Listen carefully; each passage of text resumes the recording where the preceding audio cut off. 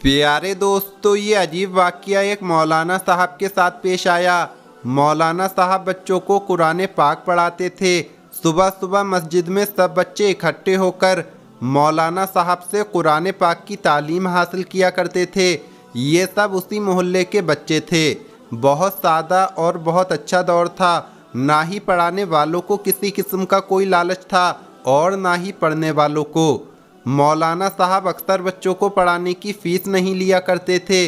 बस मोहल्ले के लोग उन्हें खाने पीने और नाश्ते का सामान मुहैया कर देते, क्योंकि मौलवी साहब का इस दुनिया में कोई नहीं था, यानी उनके घर वाले नहीं थे। मौलाना साहब तकरीबन 70 साल के हो चुके थे, मगर अभी भी सेहतमंद और तंदुरुस्त थे। सुबह सुबह बच्चे पढ़ने के लिए आते तो किसी न किसी घर की ये ड्यूटी होती कि उनके लिए नाश्ता भेज दिया जाए। चाय के साथ पराठे, अंडे या फिर सालन होता था। लोग बहुत खुश दिली से मौलवी साहब का नाश्ता भेजते। मौलाना साहब खाने पीने के बहुत शौकीन थे, लेकिन रुपए पैसों का उन्हें कोई लालच नहीं था। मस्जिद में नमाजें पढ़ाने की उन्होंने कभी कोई फीस या फिर तनख्वाह नहीं ली। मस्जिद का एक कमरा उनकी रिहाइश के लिए मुखलिस था, जहां मौलवी साहब रहते थे। मोहल्ले के लोग बढ़ चढ़कर उनकी खिदमत करते और उन्हें इस बात की कभी कमी महसूस नहीं हुई कि अपनी कोई औलाद या अपना घर बार नहीं है। तनख्वाह की उन्होंने कभी खुद से कोई डिमांड नहीं की। अच्छे कपड़े और दूसरी ज़रूरत की चीज़ें तमाम मोहल्ले वाले पूरी कर दिया करते। मौलाना साहब बहुत खुश थे। मोहल्ले के लोग भी उन्हें अपना बड़ा बुजुर्ग समझते थे। मस्जिद का छोटा सा सहन था, जिसमें नमाजियों के लिए चटाई पड़े हुए थे, जिन पर वो नमाज अदा करते थे। जबकि मस्जिद के अंदरूनी हिस्से में अच्छे किस्म के कालीन पड़े हुए थे। लेकिन अक्सर गर्मियों में मौलाना साहब मस्जिद में बच्चों को बाहर बैठकर सहन में पढ़ाया करते थे। उन्हीं दिनों एक लड़का मौलाना साहब के पास मस्जिद में सिपारा पढ़ने के लिए आने लगा। बच्चों को नहीं पता था कि ये बच्चा कौन है, लेकिन वो बच्चा उस मोहल्ले का नहीं था। मौलवी साहब से किसी बड़े आदमी ने पूछा कि ये बच्चा कौन है, तो मौलवी साहब ने बताया कि उनके किसी जानने वाले ने उसे उनके पास भेजा है ताकि उसे कुरान पाक पढ़ा दिया जाए। वो ऐसी जगह पर रहता है जहां आसपास मस्जिद नहीं और उसका घर आबादी से दूर है। वो बच्चा बड़ा खामोश था, हर वक्त खामोश बैठकर सर झुकाए पढ़ता रहता था। बच्चों ने कभी उसे कोई फालतू बात करते हुए नहीं देखा। अक्सर बच्चे एक दूसरे के साथ हंसी मजाक करते, मगर वो बच्चा किसी से कोई बात नहीं करता था। मौलाना साहब कोई भी हुक्म देते तो फौरन उनका हुक्म सुनता। अगर नाश्ते के बर्तन किसी के घर वापस पहुंचाने होते तो वो फौरन उठकर भाग पड़ता। काम बहुत मुस्तैदी से करता था। जबकि दूसरे बच्चे अक्सर काम में सुस्ती करते तो मौलवी साहब से उनको डांट सुननी पड़ती। एक दिन बारिश हो रही थी और उस दिन कुछ ही बच्चे मस्जिद में पढ़ने आए थे। बच्चों की तादाद बहुत कम थी। बारिश में वैसे भी बच्चे बहुत कम मस्जिद में आया करते थे और वो लड़का भी खामोशी से सिर झुकाए पढ़ने में मगन था। मौलवी साहब अक्सर खुशी के मूड में होते तो बच्चों के सामने दिल की बातें करने लगते। मौलाना साहब उस दिन मूड में थे। कहने लगे, आज तो मेरा दिल चाह रहा है कि कश्मीर के सुर्ख और लजीज सेब खाऊं। मुझे तो बड़े ही पसंद हैं कश्मीर के सेब। मौलाना साहब इतना कहकर खामोश हो गए और थोड़ी देर के बाद कोई काम याद आया तो उठकर मस्जिद के अंदरूनी हिस्से की तरफ बढ़े। फिर कुछ लम्हों के बाद मौलवी साहब बाहर आए तो उनके चेहरे पर हैरत नुमाया थी। उनके हाथ में एक सुर्ख रंग का सेब था। मौलाना साहब कहने लगे कि ये सेब अंदर पड़ा हुआ मिला है, तुम बच्चों में से तो किसी का नहीं है। बच्चों ने इनकार में सिर हिला दिया। मौलवी साहब हैरत से सेब को देखने लगे और फिर बैठ गए और कहने लगे, हैरत है, सेब तो कश्मीरी है और मुझे ऐसा मालूम होता है जैसे मेरी ख्वाहिश पर अल्लाह ताला ने इसे मेरे लिए भेज दिया हो। बच्चे मौलवी साहब की बातें सुनकर हैरान हो रहे थे, मगर उस वक्त बच्चों में इतनी अक्ल नहीं थी कि उनकी बातों को समझ सकते। मौलवी साहब मज़े ले लेकर सेब खाने लगे। बच्चों को इस बात का कुछ पता नहीं था कि सेब कहाँ से आया। इसी तरह एक दिन सुबह के वक्त पढ़ते हुए मक्खियाँ बहुत भिनभिना रही थीं और मौलवी साहब उनकी वजह से बहुत बेजार मालूम हो रहे थे। कहने लगे, आज हवस बहुत है, अगर हवा चल रही होती तो मक्खियाँ यूं मुझे तंग नहीं करती। मौलाना साहब ने इतना ही कहा था कि हवा का एक तेज़ झोंका कहीं से आ गया और हवाओं के ज़ोर की वजह से एकदम भिनभिनाती हुई मक्खियाँ गायब हो गईं। मौलवी साहब बड़े हैरान हुए कि एकदम अचानक ये क्या हुआ। जब से वो बच्चा पढ़ने के लिए मौलवी साहब के पास आने लगा था, तब से ही अजीबोगरीब वाक़यात होने लगे थे। मस्जिद के एक कोने में एक पत्थर से बनी हुई बड़ी सी टंकी थी और टंकी के साथ ही एक कुआं था। कुएं से टंकी में पानी भरा जाता था ताकि नमाजियों के लिए वुज़ू का बंदोबस्त किया जाए। टंकी भरने के लिए हर बच्चे की ड्यूटी लगाई जाती कि फला बच्चा टंकी भरे। मौलवी साहब ने एक दिन उसी पुरस्रार बच्चे को पानी भरने के लिए टंकी पर भेजा। मस्जिद के बैरूनी हिस्से की तरफ एक अलग सी जगह पर वो टंकी थी। बच्चा 5 मिनट में ही टंकी भरकर आ गया। तो मौलाना साहब ने कहा, टंकी भर दी? तो उसने कहा, जी मौलवी साहब। मौलवी साहब हैरानी से पूछने लगे कि 5 मिनट में ही टंकी भर दी? लड़का कहने लगा, मौलाना साहब आप खुद चलकर देख लो, मैंने टंकी भर दी है, शायद आपको पढ़ाने में वक्त का एहसास नहीं हुआ। मौलवी साहब सर झटक कर रह गए। अगले दिन भी मौलाना साहब ने उसे आजमाने के लिए टंकी भरने के लिए भेजा, तो भी वो जल्दी से टंकी भरकर वापस आ गया। अब तो मौलाना साहब का माथा ठनक गया, मगर खामोश हो गए। बहाने बहाने से बच्चे से कुछ काम लेने लगे। मौलवी साहब को महसूस हुआ कि उस बच्चे में कुछ खास बात थी जो बाकी लड़कों में नहीं थी।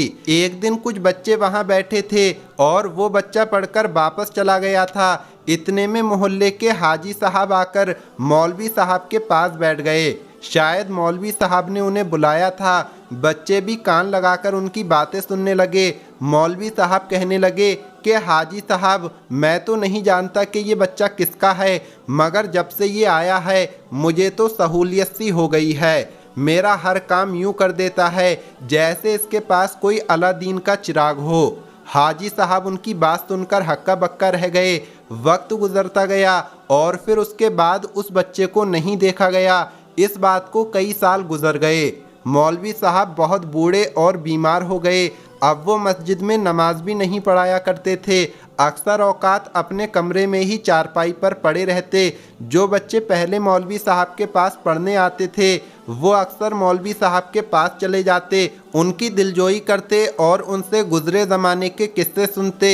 एक दिन मौलवी साहब उन बच्चों को बताने लगे कि क्या तुम्हें वो लड़का याद है जो मेरे पास कुरान पाक पढ़ने के लिए आया करता था? तो बच्चों ने झट से कहा, जी मौलवी साहब, हमें याद है। तो मौलाना साहब कहने लगे, क्या तुम जानते हो वो लड़का कौन था? बच्चों ने नामे जवाब दिया। मौलवी साहब थोड़ी देर खांसते रहे और फिर बोले, वो लड़का जिन्नात में से था। ये सुनकर जो बच्चे मौलवी साहब की बातें सुन रहे थे वो हैरत से उछल पड़े और कहा, मौलवी साहब आप ये क्या कह रहे हैं? मौलवी साहब कहने लगे, हाँ बिल्कुल वो लड़का जिन्नात में से था। इस बात का मुझे इल्म शुरू में नहीं था, मगर बाद में मुझे पता चल चुका था। उस लड़के ने मेरे पास आकर मुझे किसी शख्स के बारे में बताया था कि मैं उनकी बसासत से आपके पास आया हूँ और आपसे कुरान पाक पढ़ना चाहता हूँ। वो एक मुसलमान था, इसलिए मैं उसको कुरान पाक पढ़ने से रोक नहीं सकता था क्योंकि ये सवाब का काम है, और दूसरा मैं जानता नहीं था कि वो जिन्नात था या इंसान। मैंने उसे पढ़ाना शुरू किया और उसकी हैरत अंगेज़ और छोटी छोटी कारिस्तानियों का अंदाज़ा मुझे धीरे धीरे होने लगा। एक दिन उस लड़के ने मुझे कहा कि मौलवी साहब, हमारे घर ख़त्म शरीफ है, आपको हमारे साथ चलना होगा और ख़त्म पढ़ाना होगा। मैंने हामी भर ली और उसे शाम का वक्त दे दिया। वो बच्चा मुझे शाम के वक्त लेने के लिए आ गया। मैं उसके साथ उसके घर की तरफ चल पड़ा।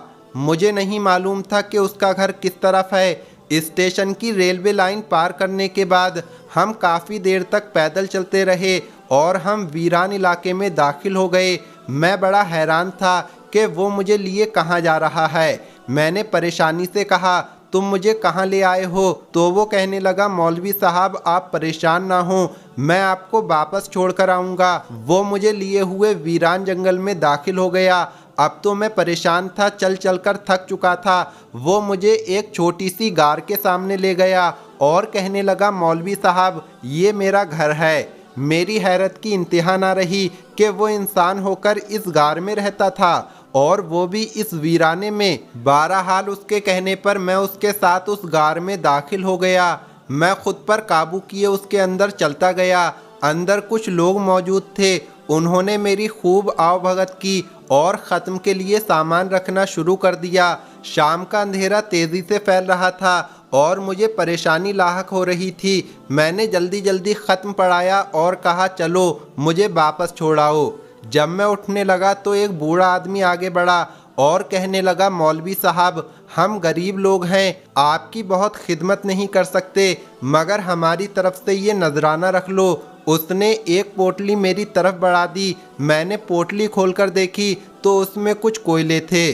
मुझे दिल ही दिल में बड़ा गुस्सा आया कि इतनी दूर आया तो मुझे दे भी क्या रही हैं कोयले। मैंने कहा, भाई नहीं, ये तुम रहने दो, मुझे कुछ नहीं चाहिए। कहने लगा, नहीं मौलवी साहब, आप ये रख लो, इसके अलावा आपको खाना भी देंगे। मैंने कहा, हाँ ठीक है, मुझे खाने का सामान बांध दो। उन्होंने एक बड़े से थैले में मुझे खाने का सामान दे दिया और एक हाथ में कोयले की थैली पकड़ा दी। मैंने खाना उस लड़के को पकड़ा दिया और वो मुझे साथ लेकर वापसी की तरफ चल पड़ा। मुझे दिल ही दिल में बड़ा गुस्सा आ रहा था कि इतनी दूर भी आया तो मिला क्या, कोयले और थोड़ा सा खाने का सामान। जब स्टेशन के पास पहुंचे तो उस लड़के ने खाने का सामान मुझे पकड़ाया और कहने लगा, मौलवी साहब ये रख लो। मैंने दिल ही दिल में शुक्र अदा किया कि मैं घर के पास पहुंचा। वो लड़का चलते चलते मुझसे कहने लगा, मौलवी साहब आपका बहुत शुक्रिया, आपने मेरी इज्जत रख ली, दुआओं में याद रखिएगा। इतना कहकर वो लड़का वापसी के लिए मुड़ गया। खाने पीने का सामान मैंने पकड़ लिया और कोयले निकाल निकाल कर बेकार समझकर फेंकना शुरू कर दिए। मैं कोयले फेंकता चला जा रहा था। घर पहुंचते पहुंचते मेरे पास 2-4 कोयले ही रह गए थे। मैंने वो चारपाई पर रख दिए और बैठकर सोचने लगा कि खामखा इतनी तकलीफ़ की, चल चलकर भूख की शिद्दत महसूस हो रही थी। मैंने थैला उठाकर खाने का सामान निकाला तो मैं ये देखकर दंग रह गया कि खाने पीने का सामान जो उन्होंने मेरी आंखों के सामने डाला था वो ख़राब हो गया था। मैं बड़ा हैरान था। अचानक मेरे जहन में एक झमाका हुआ और मैं सारी बात समझ गया कि वो लोग इंसान नहीं बल्कि जिन्नात के गिरोह में से थे। मैंने फ़ौरन कोयलों की थैली निकाल कर देखी तो ये देखकर हैरान रह गया कि जो चंद बचे कुचे कोयले थे वो मेरे सामने सोने की तरह जगमगा रहे थे। वो सोने के टुकड़ों में बदल चुके थे। मुझे बड़ी हैरत हुई कि ये क्या हो गया, लेकिन मैं सारी बात समझ चुका था कि वो जिन्नात थे और वो बच्चा जिन्नात में से था। मैं सोचने लगा कि मैंने सारे कोयले क्यों फेंक दिए। मैं उठकर फ़ौरन वापसी की तरफ भागा और स्टेशन के पास जाकर कोयले ढूंढने लगा। मैं इधर उधर दौड़ता रहा और काफ़ी देर तक तलाश किया, मगर मुझे वो कोयले के टुकड़े ना मिलने थे और ना मिले।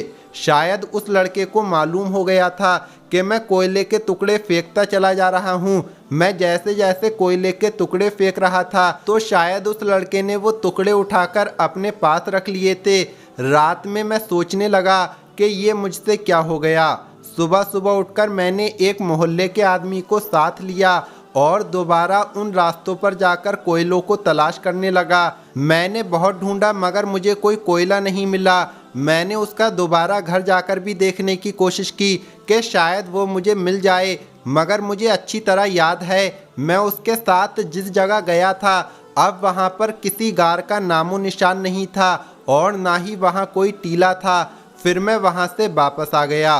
तो दोस्तों, ये वाक़या एक मौलवी साहब के साथ पेश आया। ये वीडियो आपको कैसी लगी कमेंट बॉक्स में बता सकते हैं। इस वीडियो को लाइक ज़रूर करें, ज़्यादा से ज़्यादा शेयर करें। मिलेंगे अगली वीडियो में। अस्सलाम वालेकुम, अल्लाह हाफिज़।